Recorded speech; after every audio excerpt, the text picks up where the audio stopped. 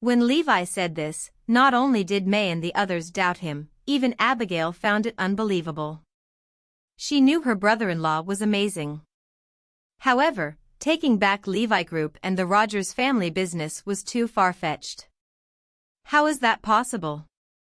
Even the Levi from 6 years ago, who was at the pinnacle of success, could not achieve this. In the face of the Rogers family, he was no more than an ant. Ha ha ha. A few seconds later, Leon and the others burst out laughing. May and Yo-Yo looked at each other and laughed aloud as well. This was the most ridiculous joke they had ever heard all their lives.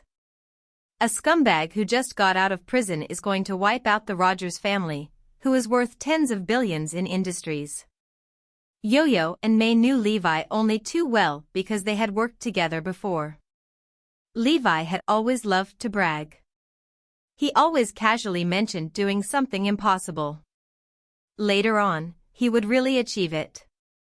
Nevertheless, that was the Levi from 6 years ago who could move mountains. He had the ability, the motivation, and the connections. Everything had been as easy as ABC for him. However, the Levi they knew today had nothing. There was no way he could do anything amazing or incredible, least of all, wresting tens of billions worth of businesses from the hands of the Rogers family. This was just impossible. It was as possible as the sun rising from the west. In other words, only in his dreams. May did not point out the obvious. Instead, she congratulated him with a smile. I congratulate you in advance. Take back the Levi Group and take down the Rogers family. The others laughed and agreed. That's right, Mr. Garrison, soon you will be worth 50 billion. Just help us out a bit when you succeed. Anything from 500 million to 1 billion would do. None of them thought Levi would take it seriously. Levi told May, thank you. When the time comes, I will consider you for joint ventures. Yo-Yo looked at Levi with compassion in her eyes. The Levi in front of her now was simply too pitiable. From the pinnacle of pride and success, he had fallen so low as to console himself with tall tales. It was so tragic and sad. In the 20 or so years of her life, Yo-Yo had never misjudged any person or situation. Her only exception was Levi. She thought he was a winner, but he turned out to be a loser. Leon patted Levi on the shoulder and sneered, Garrison, don't give up. We have faith in your ability. Truth be told, the Rogers family mastered a small part of the core medical technology you developed in the past, and it was so incredible. Did you know that with your technology, they made more than 20 billion? May smiled. It was really incredible. It had the ability to transform a whole clan from rags to riches. May looked at Levi. Levi, my offer to hire you as the head of my technical department is genuine and sincere. You have the ability, but you have lost your motivation. I believe in you, and I can give you a future. That's right. You can come to me too. The Rogers family really made a fortune from your technical skills in the medical field. Even Yo-Yo was interested in hiring Levi. Pushing this man off his pedestal and then stepping on him was really enjoyable.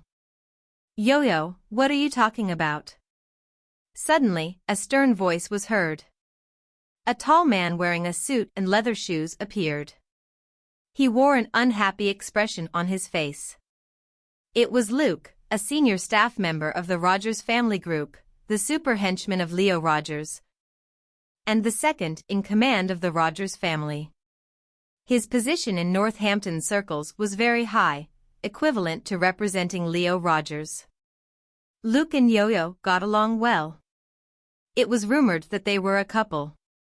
In truth, their relationship was not confirmed, but he seemed to be Yo-Yo's best choice for a husband. Yo-Yo would not be moved even if a blast from the past returned in the form of the man she idolized eons ago. The crux of the matter was that the present Levi was far inferior compared to Luke.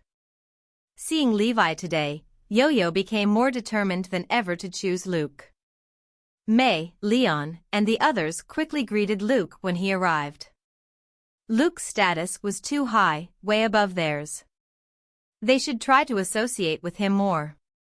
Yo-Yo smiled as she asked Luke, "What's wrong, Luke?" "While you were chatting, you mentioned something taboo to the Rogers family." Luke looked right and left as he replied. "Oh? Taboo?" Yo-Yo's face turned pale. Luke nodded and said, "Who gave the information that the prophets of the Rogers family are related to Levi's core technology?" "Do not listen to rumors. The core technology was invented by the Rogers family's own technical team. It has nothing to do with Levi. Don't say such things again." "It's all right if I hear it, but if any other of the Rogers family members were to hear that, you will get into trouble." "I understand. I do understand." May and the others were afraid when they heard this. Yo-Yo nodded her head too. The truth was that everyone knew what really happened with the medical technology invention. It must not be said in public, though. Levi heard and understood exactly what was happening. He could only feel upset that the Rogers family members were shameless. Undeniably, they had profited by using his techniques. Yet, no one was allowed to even mention that. It was absolutely shameless. Yo-Yo saw that Luke was accompanied by a dozen bodyguards. In the midst of them, an assistant held a password-protected attaché case. Out of curiosity, she asked, "Luke, what are you delivering?" Luke laughed as he replied, "This is a gift for Kieran. It's priceless, so I need to keep an eye on it personally." In an instant, May and the rest became curious. Even Levi's curiosity was piqued. What would the Rogers family give to Kieran, the scoundrel? Yo-Yo laughed, "Luke, what's inside there? Can you tell me?" Luke whispered, "The gift to Kieran is a watch. It is a custom-made Patek Philippe Starry Night model, the only one in the world, worth tens of millions." The crowd gasped in astonishment. Indeed, the Rogers family was truly wealthy to present such a treasure to Kieran as a gift. At the mention of a watch, Levi thought of his good friend, Morris. Rich men generally had the same interests: cars, beautiful women, antiques, and the like. Morris loved watches. There were all types of well-known watches in his home, and many of them were limited editions. Of course, they were all gone now. Luke smiled and said, "I will reveal another secret, but you must keep it to yourselves." This watch was owned by the assistant director of Levi Group, Morris. He had it custom-made in the Patek Philippe headquarters. It is the most expensive piece in his collection of thousands of watches. Upon hearing Luke's speech, everyone was surprised and turned to look at Levi. Levi was furious. It was bad enough that his best buddy's possessions were divided up, but to be used as gifts? It was atrocious. "All right, you guys must keep this a secret. It's not to be told to anyone else." Luke left with the watch with his bodyguards in tow. Abigail whispered to Levi's brother-in-law, "Please don't be angry. If it's given to the Kieran as a gift, Grandpa and I can't do anything about it." Levi said nonchalantly, "It doesn't matter as I shall take back the watch soon enough." "Ha ha ha." May and the others laughed again. "How are you going to get it back?" Yo-Yo sneered as she asked him. "Do you think you are Kieran, the king of war?" The crowd asked him. Levi said softly, "When the time comes, Kieran will bring it to me personally." "You are so disappointing." Yo-Yo shook her head and looked at Levi in disgust. "Are you now depending on tall tales to console yourself?" May and the others were now taking Levi as a joke. Hanson laughed as he said, "Levi, did you see Luke just now? That's Yo-Yo's boyfriend. How can you compare yourself to him? He is more awesome than you were 6 years ago when you were at your peak."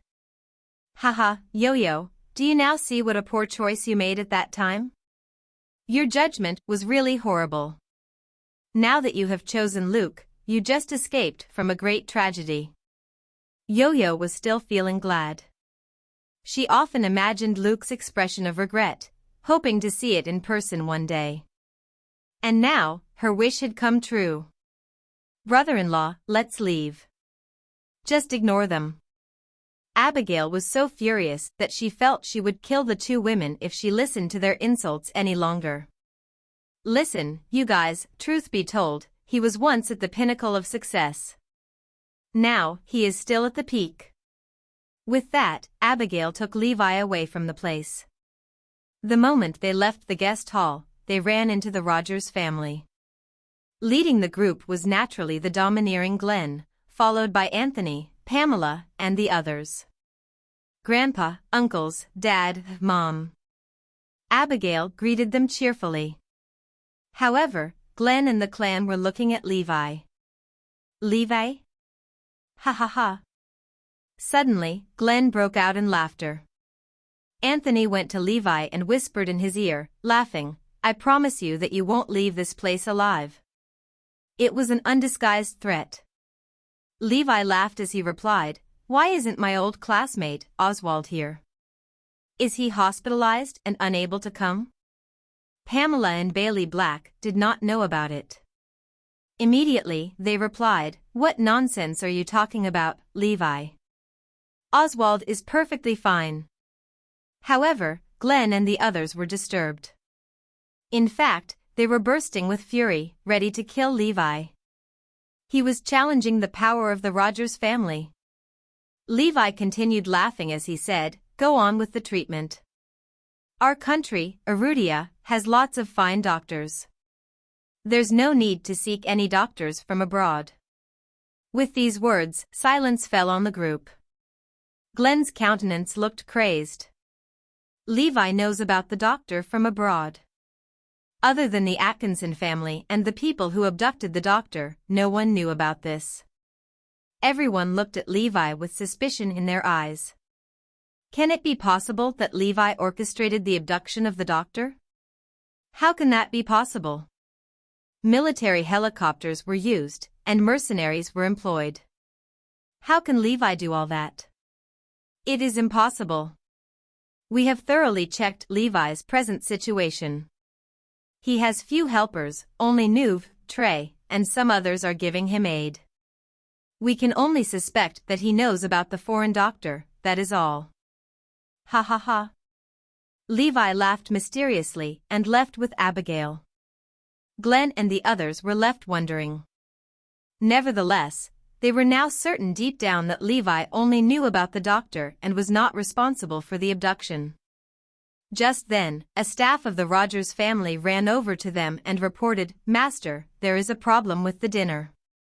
We need some help to resolve it. The dinner and the celebration were equally important. Nothing must go wrong. Glenn instructed Pamela and Bailey Black, You both go and resolve the dinner problem. It must go on without a snag. Yes, Father. The men of the Rogers family must attend the celebration ceremony. Hence, the only person they could send was Pamela. By now, almost all the guests had arrived. Everyone was seated according to their seating arrangement. Due to her relation to Levi, Abigail was seated at the back of the hall, close to the center aisle instead of near the front. The Rogers family would never let Levi sit near the front. May, Yo-Yo, and the others were seated near the front, close to the center. Before they took their seats, they waved to Levi to show him that they had better seats. In a short moment, the guests had filled the few hundred seats. The guests were from all walks of life, covering the military, political, and business circles. They were all bigwigs in their respective areas. It was a testament to the Rogers family's wide network and sphere of influence. The empty front row seats were reserved for the ceremony's VIPs, who were usually the last to arrive.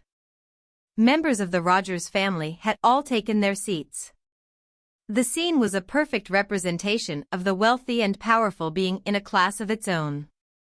Roaring cheers could be heard when the celebrities, including Yelda Zamora and Zach Copeland, made their appearances. The enthusiasm of the crowd was pushed to a climax. After the celebrities settled down, Glenn Rogers walked up on stage and said a few words of welcome. Following his opening speech, Glenn said impassionedly, "Now, let us welcome our heavyweight guests of the night. I am proud to say that the following 20 guests whom I am about to introduce are all my men's throughout my military career. First, let us welcome Stephen Shaw, Colonel of the 1st Regiment of Northampton. Now, let us welcome Yash Warner, Captain of the Kirin Special Operations Force of Northampton. Third, we have Warren Klein, Commander of the Special Warfare Command of West Lake Bran. Fourth, we have Gilbert Hawkins, District Governor of El Swepel in Northampton. Fifth, let's welcome Danny Heath, Northampton's Minister of Commerce." The crowd was exuberant, and everyone clapped loudly as Glenn introduced his former men's. The man's protégés were scattered all over the country, and all of them were at the pinnacle of their lives and careers. Around 20 of them were commanders or held equivalent positions, while at least 50 of them were higher-ups in the military or political circles. Everyone, including the rich and powerful, stood in awe of those former protégés of Glenn. Each of them was a formidable force not to be trifled with. With so many outstanding individuals who were previously under the Rogers family's wing, it was almost impossible to gauge the immeasurable influence of the family. Every member of the Rogers family was proud to be one of the Rogers. Glenn was definitely the proudest person among everyone in attendance as he presented his men's, who were all successes in their own rights. That was what the Rogers family was made of. There was no one in Northampton who would dare to pit themselves against the Rogers family. The dozens of celebrities who attended the event were proof of the Rogers family's wealth, while the high-ranking military and government officials demonstrated the family's vast network. Witnessing the star-studded occasion, Leo Watson sneered and said, "Look at this grandeur, Levi is definitely no match for the Rogers family." May and Yo-Yo, who were also stunned by the impressive scene, readily agreed. Honestly, the Rogers family could be considered the most powerful family in the country. What we are currently seeing may not even be a fraction of what they are really made of. They are already beyond the level of conventional riches. It seems like they are truly the crème de la crème of the country. I highly doubt that there would be anyone who would get the better of that family. After Stephen Shaw and the remaining guests were seated, the front row seats were almost fully filled. But the center seat was still vacant. Everyone knew very well who that special chair was reserved for. It was none other than the Kirin King of War.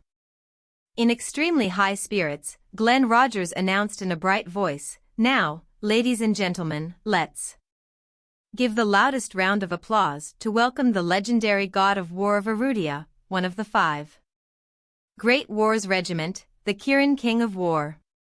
Clap. Clap. Clap.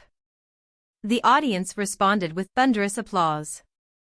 The Rogers family would definitely have their status elevated even further after today, with the Kirin, King of War, gracing the ceremony. Under the crowd's expectant gazes, Kirin entered the venue, flanked by Anthony, Leo, and a few others. Everyone was thrilled to be able to see the Kirin King of War in person. As Abigail had already been in the man's presence previously, she did not feel the same excitement as the rest of the people. Levi smiled and said, "Look what a grand welcome Kirin has received." What baffled many was that Kirin was donning his military uniform. With a dignified and domineering air surrounding him, the man looked truly majestic and powerful. The other military officers, such as Stephen Shaw, who made their appearances before Kirin, were all dressed in suits. None of them came in their military uniforms. After all, they were attending a private event, and it did not seem appropriate to be decked out in military uniforms. As such, it was mystifying to majority of the attendees that the Kirin King of War had donned his uniform. It was as if he was out on a mission instead of attending a joyous ceremony. However, Glenn and the rest did not dwell on it. They even thought that the man's choice of dressing was a great idea, as it made him look more dignified, intimidating, and revered. At the same time, it also showed the rest of the guests that being a part of the event meant serious business for Kirin. This could only benefit the Rogers family, as it created an illusion that, instead of being specifically invited as a guest, Kirin was already on friendly terms with the family, and had specially came to show support for the event. Kirin went up the stage with a stoic face. The Rogers family had prepared a gift for the man and had arranged for it to be presented to him on stage. This moment had come. Members of the Rogers family were all in a state of ecstasy as they looked at Kirin standing on stage in his military uniform. This instant was the highlight of the Rogers family's 40th anniversary celebration. The rest of the guests in the audience had looks of envy on their faces as they witnessed this glorious moment. After today, the Rogers family's status among the wealthy and powerful families was bound to be raised by a few notches. Overwhelmed with excitement, Glenn announced, "Next, on behalf of the Rogers family, Elle would like to present the Kirin King of War a token of appreciation." Escorted by 8 bodyguards, Luke Coral walked on stage, holding an exquisite gift box in his hands. "Look, Yo-Yo. It's your boyfriend, Luke. He must have gained recognition and is extremely trusted by the Rogers family to be entrusted with such an important task." "Exactly. He is one of the few who get to be in such close contact with the Kirin King of War." "That's so impressive." "Yeah. How can Levi compare to Luke?" Hanson Wood and Leo Watson were engaged in an animated conversation, showering Luke Coral with compliments. Yo-Yo was all smiles and wore a slightly smug expression on her face. Her reaction was equivalent to admitting that Luke was indeed her boyfriend. The woman was also thankful that Levi had previously rejected her. Otherwise, she would not have been able to be a part of such a momentous occasion now. The other people around, who had overheard Hanson and Leo's conversation, had also turned their gazes towards Yo-Yo. They seemed to be also admiring her good fortune. Yo-Yo was enjoying the feeling of being envied by all and derived great satisfaction from it. She even felt like standing up and shouting out loud, "Do you guys see that? That man over there who is presenting the gift to the Kirin King of War is my boyfriend." Yo-Yo deliberately turned around to look at Levi. It was as though she was silently conveying a message to the man, telling him that he was not good enough for her. Luke went up on stage and stopped next to Kirin. Holding the gift box with both hands, he extended his arms. Glenn did a brief introduction of the gift, saying, "This present, which we have specially chosen for the Kirin King of War, was custom-made by Patek Philippe. It's one of its kind and worth 10 million. We felt that only a unique timepiece like this would suit the King of War's honorable status." Glenn paused and looked at Kirin before continuing, "Please don't misunderstand, sir. This is purely a token of appreciation from the Rogers family, to thank you for being here with us on this significant occasion. I can promise, in front of the media and everyone else present, that we have no other intentions. It's just meant to be a souvenir, and we hope that you will accept it."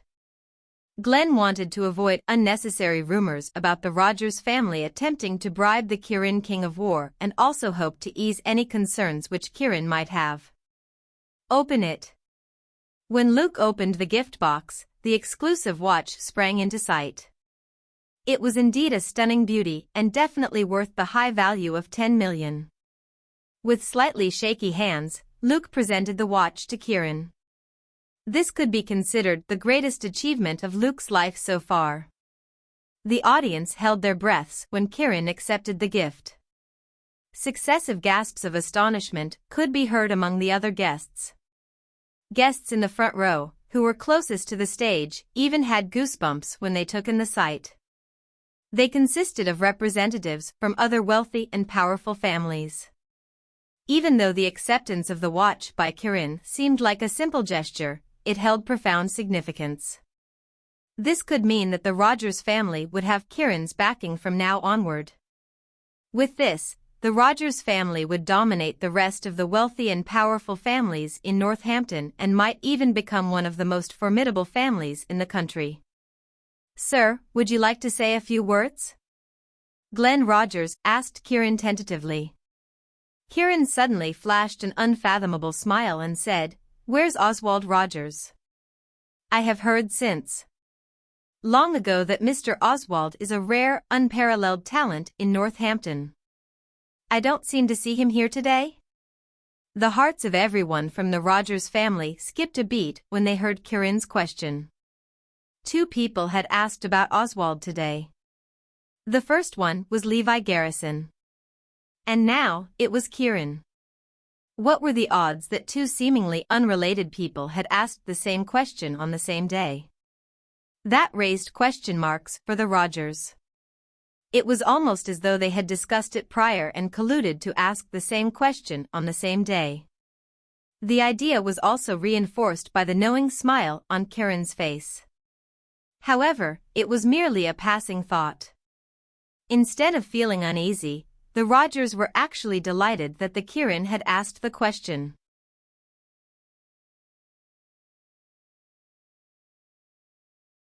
To the Rogers family, being noticed by the Kirin King of War was a blessing to Oswald. Anthony Rogers was more exhilarated than any of his other family members. It was a great honor that his son had received such a flattering compliment from Kirin. Audible whispers could be heard from the crowd. They were all envious of the attention given to the Rogers family by Kirin. Kirin had even made a special mention of the successor of the Rogers family. It was almost unbelievable. Glenn and Anthony shot each other a meaningful look. They were both burning with hatred for Levi Garrison and wished that they could skin him alive at this instant. If Oswald had not been injured by Levi, he would have been able to join the other members of the family at today's ceremony and receive compliments from Kirin in person. It was entirely Levi Garrison's fault. "Sir, my grandson is still in the hospital recovering from his injuries." Glenn did not dare to deceive Kirin and gave a truthful reply. "Oh, it's fortunate that he's in the hospital though. At least it's not the crematorium," Kirin said with a wry laugh. "Huh?" The Rogers family members were puzzled, as they were unable to comprehend the meaning behind the man's words. However, they still laughed along. "This way please, sir." Glenn personally ushered Kirin down the stage and to his seat, the center seat of the front row. It was the seat reserved for the most important guest of the night. Everyone knew that only the Kirin King of War was deserving of that seat. No one else would dare to claim that seat. Once Kirin stepped off the stage, the other military officers, including Stephen Shaw and Yash Warner, all stood up respectfully and waited for Kirin to take his seat. Besides the military officers' veneration for him, Kirin was also reverenced by a majority of the other guests. With 20 high-ranking officers and the King of War gathered together to celebrate the Rogers family's anniversary, the family was immensely gratified and felt triumphant. Glenn Rogers led Kirin to the seat right at the center, which was specially reserved for the man, and said, "Sir, please take your seat. We have specially left the best seat in the house for you. No one else would dare to sit here. Please have a seat, sir." Yash Warner said to his commander as well. However, Kirin remained standing at the spot and did not move. He neither sat down nor walked away. He was simply in a daze as he stared at the empty seat.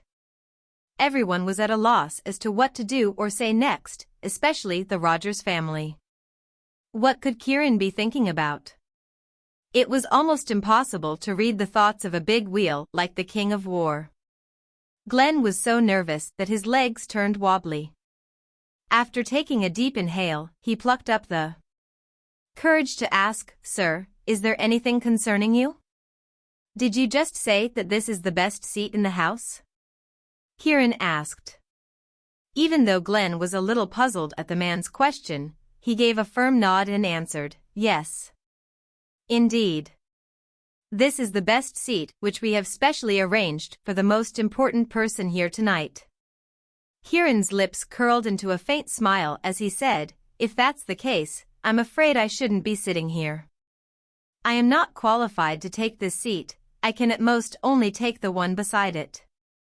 Everyone was shocked by the King of War's declaration.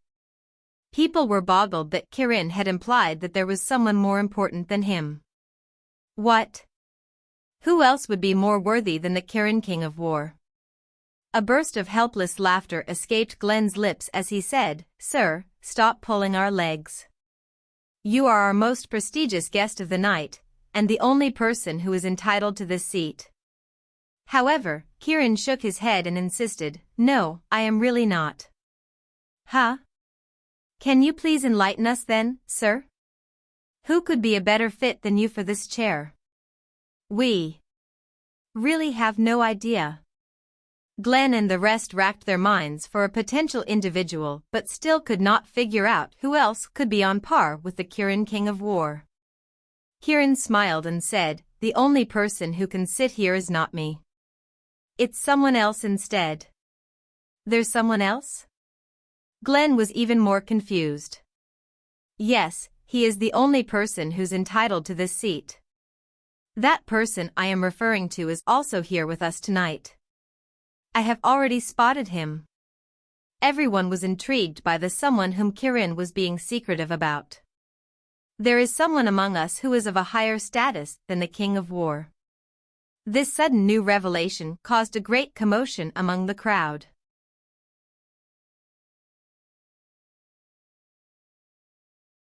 Everyone looked around, but they could not find a person who was of a higher status than Kieran. The Rogers family was very puzzled, curious as to who it was. "Who is the person you speak of, may I ask?" Glenn Rogers questioned. Kieran laughed, "He is my master." "Master? Kieran's master?" Everyone drew in their breaths. Kieran's master? To everyone, it meant that the person shared the same status as the god of war. Back then, Levi had taught Kieran a lot of valuable skills. Kieran always saw him as his leader and master. No one could understand the relationship they shared. Kieran's master is also here? Why do we not know about this? Glenn, Rogers, and the others also broke into a cold sweat. The Rogers family did not even notice such an important figure present at their celebration. This was frightening. If Kieran were to blame the Rogers family, they would not be able to take the social backlash. Glenn asked in a frightened voice, "May I ask where your master is? The Rogers family will extend our warmest invitation." Kieran waved his hand. "There is no need. I will invite him personally." As soon as Kieran took a step, all the senior officials of the Rogers family followed suit, along with Stephen Shaw, Yash Warner, and the rest of the distinguished guests. Thousands of people looked at Kieran and the group of people behind him. Everyone was curious about the identity of Kieran's master. Kieran arrived at the center aisle. He passed the front row and walked straight towards the back. The first row was eliminated. Everyone in the middle and back rows began to feel agitated as they looked at each other. May, Yo-Yo, and the others were especially agitated. May asked in doubt, "Who can this person be?" Yo-Yo shook her head. "Such an important figure is probably hiding in the corner." Very soon, Kieran and the others walked past them. This made May and Yo-Yo extremely disappointed. Everyone wished that they could join Kieran and his group of people. Their small clique got up immediately and looked towards the back row. They really wanted to know who the mysterious person was. Everyone present was excited to find out. Levi was the only one who remained in his seat, looking stoic. Abigail witnessed his impassiveness and joked, "Brother-in-law, could it be you?" Levi responded, "Yes, you guessed right." However, Abigail thought that Levi was just joking. In the next moment, Kieran's group cleared the middle row and walked towards the back row. A commotion broke out in the back row as people stood up immediately. The Rogers family felt really nervous at the sight of this. They had actually arranged for Kieran's master to sit in the back row. The thought of it scared them. The Rogers family's reputation was about to be ruined. They reached the back row. Glenn cast a sweeping glance over the guests. There was no one he recognized apart from his granddaughter, Abigail, and Levi, the person he was going to kill in a while. There was no one else he could recognize. Anthony and Leo also felt the same way. The people in the back row were barely allowed to join the celebration. To the Rogers family, these people were not required to be there. There was really no one else they could recognize. However, Kieran's master was in the crowd. Everyone grew anxious because the answer to their burning question was going to be revealed soon. Abigail's heart leaped to her throat as Kieran approached them. Kieran stopped in his tracks all of a sudden. Everyone held their breaths. What was even more freakish was that Kieran happened to stop at the row where Levi and Abigail were in. Abigail felt as though she had won the lottery. Is he actually in this row? She looked intensely at Levi. Is his master really my brother-in-law? She thought Levi was just pulling her leg. Yo-Yo and May too noticed that Kieran had stopped at Levi's row this row and whispered among themselves, "Isn't it such a coincidence?" At the sight of Kieran, the person at the end of the row felt so pressured that he immediately stood up and left his seat. The others in the row also followed suit. This was because they clearly knew that they were not Kieran's master, so they had to leave in order to make way. Tens of people left the row quickly and lined the aisle. The only people left in the row were Levi and Abigail. Levi sat there, as calm and steady as he could be. Abigail stood up and looked at her surroundings. She did not know if she should sit or stand and was at a loss. She wanted to leave, but Levi was still in his seat, so she did not know what to do. Oh my God! Is Kieran's master really my brother-in-law? In an instant, 1,000 pairs of eyes riveted on them. Levi and Abigail were the center of attention. Overwhelmed with anxiety, Abigail became breathless. Time seemed to come to a standstill at this moment. Everyone was lost in their thoughts, and their minds became a complete blank.